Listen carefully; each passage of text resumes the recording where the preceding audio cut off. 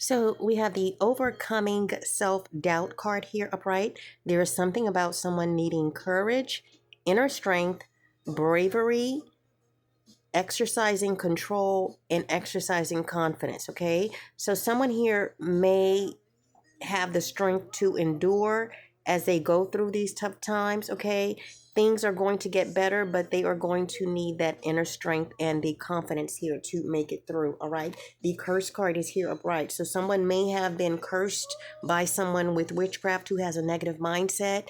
The exhaustion card is here upright. This has left someone drained. Someone here feels depleted, like they've been on a long journey. Delay the foundation of your journey, and Master Messiah's presence card is here. His divine attentiveness, guidance, and support is here for you. On the back, pray in times of joy, uncertainty, and distress. Thank you, Master Messiah. Good luck to you all. Shalom.